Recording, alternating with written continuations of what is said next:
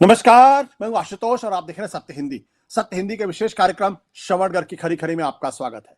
यह हमारा वो कार्यक्रम है जिसमें देश के जाने माने पत्रकार संपादक श्रवण गर्ग जी अपनी तीखी टिप्पणियां करते हैं मौजूदा राजनीतिक माहौल पर। और उनकी तीखी टिप्पणियों से ना तो सत्ता पक्ष बचता है, ना ही विपक्ष, और दोनों ही तिलमिला के रह जाते हैं।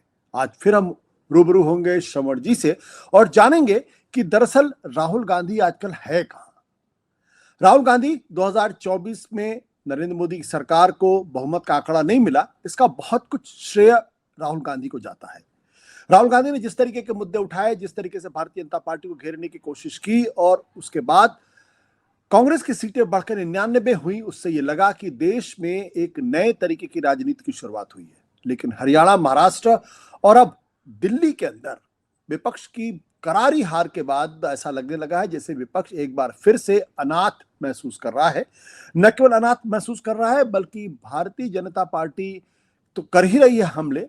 कुछ कांग्रेस के सहयोगी भी इस वक्त कांग्रेस पर जबरदस्त तरीके से हमले कर रहे हैं और ऐसा लग रहा है जैसे कि इन हमलों का जवाब कांग्रेस पार्टी के पास नहीं है।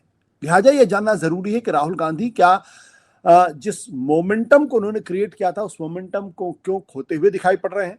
क्या उनके नेतृत्व में कांग्रेस पार्टी ने जो उम्मीदें जगाई थी वो उम्मीदें आज भी वाजिब हैं, और क्या इंडिया गठबंधन में उनकी लीडरशिप पर किसी तरीके का कोई सवाल खड़ा होगा। श्रवण जी से जानते हैं। श्रवण जी, आपका बहुत बहुत स्वागत है हमारे इस विशेष कार्यक्रम में। क्या लगता है सर आपको? आपके एक सवाल में दो सवाल हैं। एक तो जी। इंडिया को आपने लिया है राहुल गांधी के संदर्भ में, एक कांग्रेस को लिया है राहुल गांधी के संदर्भ में। दोनों चीजें अलग अलग हैं, मतलब दोनों अलग विषय हैं, पर हम मिला के बात कर सकते हैं। संक्षेप में करते हैं। आपने कहा कि जो मोमेंटम कांग्रेस या राहुल ने 2024 में लिया था वो खत्म हो गया है, दिख रहा है खत्म हो गया। जो मोमेंटम लिया था उसको अभी साल भर भी नहीं हुआ, तो इसलिए it is too early to predict और कंक्लूड कि ये राहुल का मोमेंटम खत्म हो गया। देखिए, जब हम इंडिया की बात करते हैं तब थोड़ा सा कंफ्यूज हो जाते हैं। हम इंडिया को यूपीए समझने लगते हैं। हम जो इंडिया अलायंस है उसको ये मानते हैं कि ये तो यूपीए है। ये यूपीए नहीं है। यूपीए था जब वो सत्ता में था और इसीलिए बना रहा। इंडिया सत्ता में नहीं है, इसलिए नहीं बना रहेगा या बना रह पा रहा है। कांग्रेस एक अलग चीज है। अभी तक ये इंप्रेशन था, या अभी भी है, या मैं भी मानता हूं कि अभी कायम है, कि राहुल गांधी की जो दो भारत जोड़ो यात्राएं हुई, एक भारत जोड़ो यात्रा, दूसरी भारत जोड़ो न्याय यात्रा, उसके जरिए राहुल गांधी एक नई कांग्रेस खड़ी करना चाहते हैं। अब ये नई कांग्रेस एक लोकतांत्रिक ढांचे में खड़ी करना और एक अधिनायकवादी ढांचा या वन पर्सन वन पार्टी के, one person one party one nation के ढांचे में खड़ी करना, ये थोड़ा सा अलग अलग मामला है। क्योंकि कांग्रेस जैसी डेमोक्रेटिक पार्टी और कोई है ही नहीं, देश में नहीं है। तो इसलिए हमको कई बार ये लगता है कि इंडिया के जरिए कांग्रेस को मजबूत करने का राहुल गांधी का प्रयोग विफल हो गया। तो सही है, हमने जो सोचा था वो ये था कि इंडिया के जरिए या भारत जोड़ो यात्रा के जरिए इंडिया का जन्म हुआ, और इंडिया के जरिए या भारत जोड़ो यात्रा के जरिए राहुल गांधी कांग्रेस को मजबूत कर लेंगे। मैं आपको थोड़ा सा पीछे ले जाऊं। मोदी जी ने आरोप लगाया था कि कांग्रेस पैरासाइट की तरफ है, परजीवी की तरफ है, पराजीवी की तरह है जी। जो अपने अस्तित्व की रक्षा के लिए अपने सहयोगी दलों का इस्तेमाल करती है। आपने ये उनका 2024 के रिजल्ट के बाद का एक रिमार्क था।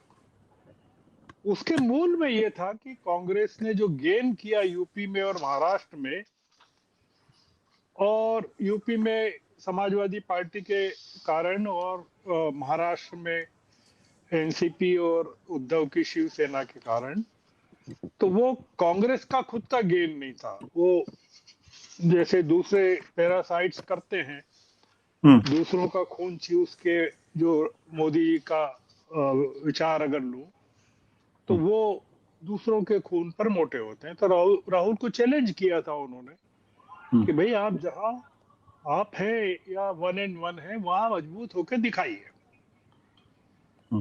मोदी जी ये स्वीकार नहीं करते हैं या करेंगे कभी भी कि भारतीय जनता पार्टी आज की स्थिति में कांग्रेस से बड़ी पैरासाइट बन गई है, पराजीवी बन गई है। कि मतलब ये कि एनडीए की सरकार तेलुगु देशम और जेडीयू के दम पर टिकी हुई है। वो ये नहीं स्वीकार करेंगे कि हमारा अस्तित्व हम भी पैरासाइट की तरह इस्तेमाल कर रहे हैं अपने दलों को। महाराष्ट्र में और बिहार में जो सरकारें हैं वो बीजेपी की नहीं है। वो उन्होंने अजीत पवार और एकनाथ शिंदे के दम पर महाराष्ट्र में, या शिंदे को जिस तरह से ह्यूमिलेट अब कर रहे हैं उसके आधार पर बनाई, और अब नीतीश को जिस तरह से ह्यूमिलिएट कर रहे हैं, नीतीश की कमाई पर वो अपना घर चला रही है बीजेपी बिहार में।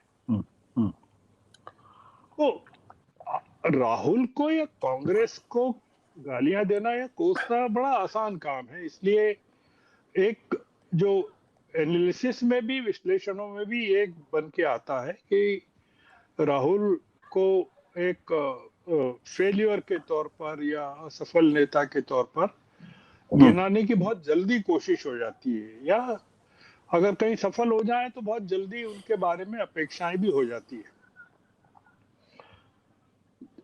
राहुल अब कांग्रेस को एक नए सिरे से खड़ी कर रहे हैं, और उसमें हो ये रहा है कि इंडिया को पुनर्जीवित करने या इंडिया को जिंदा रखने के मामले में जो उसके घटक दल हैं वो अपने असली स्वरूपों में प्रकट हो रहे हैं। मतलब ये कि वो अपनी असलियत दिखा रहे हैं। जैसे मैं उदाहरण दूं आपको कि शिवसेना के उद्धव और संजय राउत लगातार फडणवीस पर डोरे डाल रहे हैं।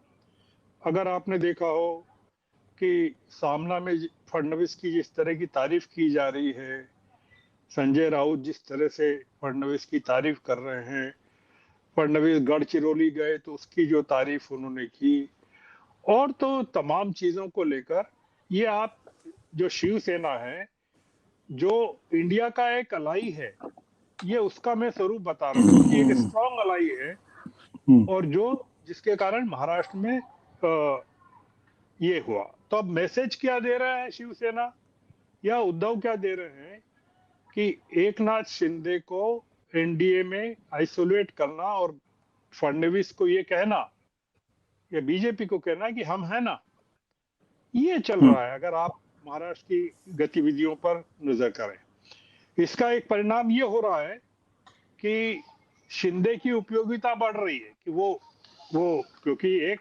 नेचुरल अलाई के रूप में या ट्रस्टेड अलाई के रूप में बीजेपी को लगता है कि शिंदे ज्यादा डिपेंडेबल है, तो वो शिंदे को छोड़ेंगे नहीं, और उद्धव की इमेज महाराष्ट्र में डाउन हो रही। यही हाल शरद पवार का है। वो अभी एक प्रोग्राम में शामिल हुए जिसमें एकनाथ शिंदे का सम्मान हुआ, जिसमें पीएम आए, शरद पवार भी उसमें उपस्थित थे, और कहा जा रहा है कि शरद पवार पीएम की नजदीकी या बीजेपी की नजदीकी हासिल करने का कोई भी मौका नहीं छोड़ रहे। अब ये इंडिया के दो घटक दल जो है प्रमुख, मैंने उनका आपको बताया। आम आदमी पार्टी तीसरा घटक दल, उसका आपको दिल्ली में पता है कि राहुल गांधी के का फोटो वहां के बैनर्स में बेईमानों की सूची के साथ उन्होंने चस्पा किया। मतलब अपने घटक दल के एक सीनियर पार्टनर को आपने ह्यूमिलिएट किया। चौथा पार्टनर ममता बनर्जी, खुलेआम कह चुकी हैं कि कांग्रेस को हटाकर वो इंडिया ब्लॉक का नेतृत्व करना चाहती हैं। हम सुन ही रहे हैं, बंगाल से जो खबरें आ रही है कि उनके भतीजे अभिषेक के खिलाफ एजेंसियों का जो शिकंजा है वो कसता जा रहा है। ये हो गए साहब, मैंने 5-6 दल आपको बता दिए। एक और घटक है समाजवादी पार्टी। समाजवादी पार्टी के सीनियर लीडर और इनके अखिलेश के पारिवारिक बुजुर्ग और राज्यसभा सदस्य राम गोपाल यादव जी कहते हैं कि कांग्रेस की एरोगेंस नहीं होती तो देश में ये स्थिति नहीं होती। मोदी जी अगर हट नहीं पाए तो उसका कारण सिर्फ कांग्रेस है। ये मैंने आपको समाजवादी पार्टी का बताया। हाल के उपचुनाव में आपने देखा कि कांग्रेस को समाजवादी पार्टी ने कोई सीट नहीं दी। वो शायद 2 सीट दे रहे थे 9 में से, कांग्रेस ने मना कर दिया और आपने देखा समाजवादी पार्टी का सफाया हो गया। केरल में एक सीपीएम अलग एक और घटक है इंडिया अलायंस का, वो बीजेपी के साथ साठगांठ कर रहा है। उसने अपने नए जो क्लेरिफिकेशन दिया है उसमें कहा है सीपीएम ने कि वो बीजेपी को न्यू फासिस्ट नहीं मानता है। अब बीजेपी अब केरल में वही करने वाली है जो आम आदमी पार्टी ने कांग्रेस के साथ गुजरात में किया और बाकी जगह किया, हरियाणा में किया। अब आप ऐसी स्थिति में क्या मानते हैं कि राहुल को कौन सी इंडिया अलायंस या इंडिया गठबंधन को के लिए काम करना चाहिए, उसको आगे बढ़ाना चाहिए?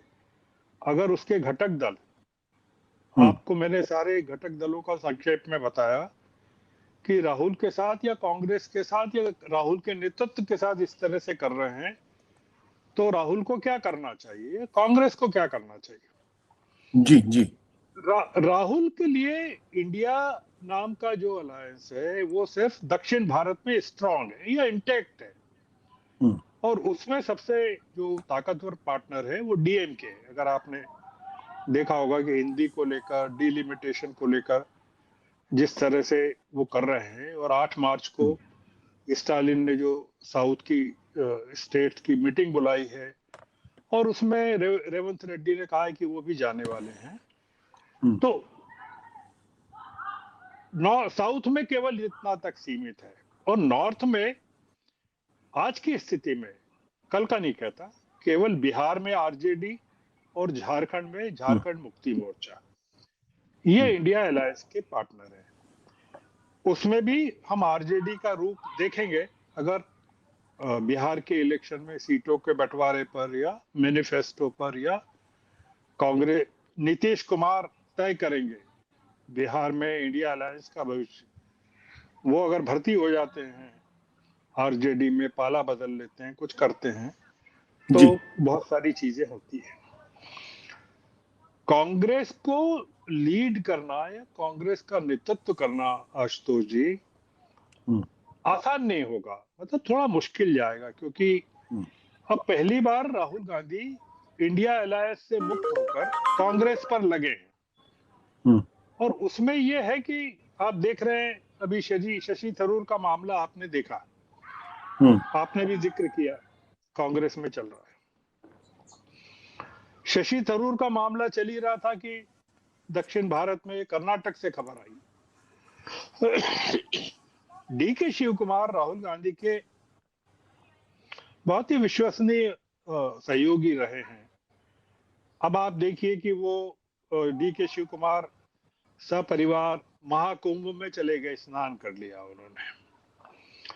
इतना ही नहीं किया, जो सदगुरु को लेकर इतनी कंट्रोवर्सी चल रही है और उसको लेकर कांग्रेस के लोग इतने वीडियोस जारी कर रहे हैं, उस बीच में महाशिवरात्रि के दिन डीके शिव कुमार सदगुरु के आश्रम में भी चले गए और वहां अमित शाह भी थे।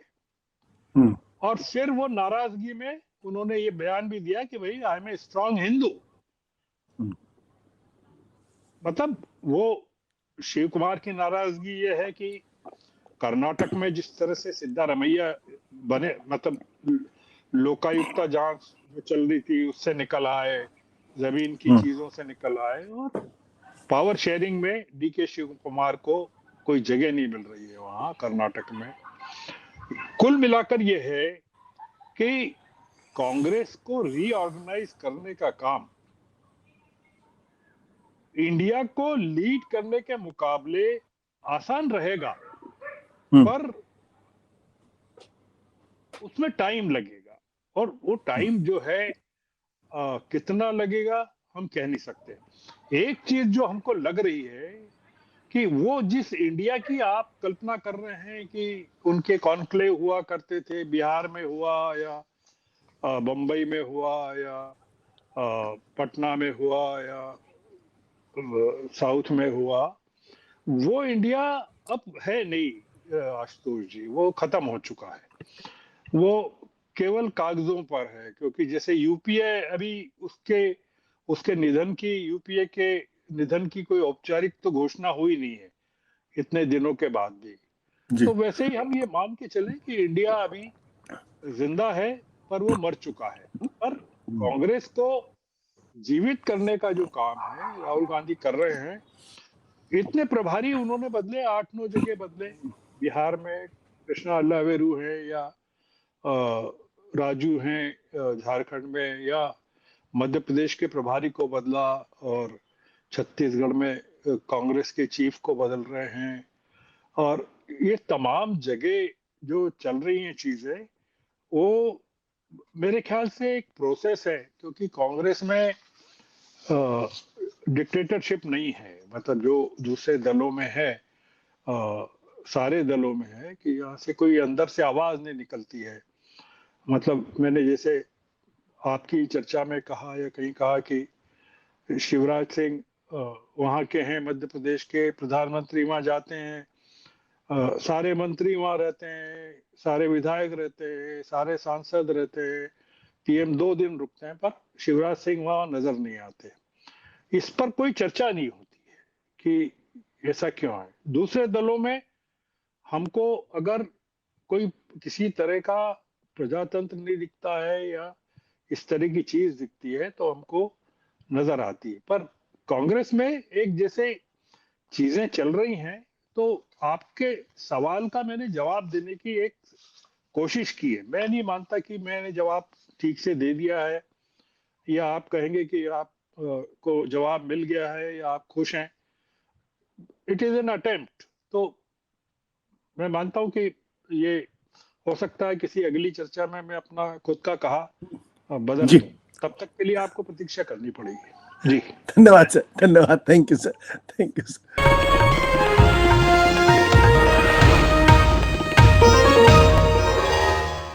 Copyright disclaimer under Section 107 of the Copyright Act 1976. Allowance is made for fair use for purposes such as criticism, comment, news reporting, scholarship, and research. Fair use is a use permitted by copyright statute that might otherwise be infringing.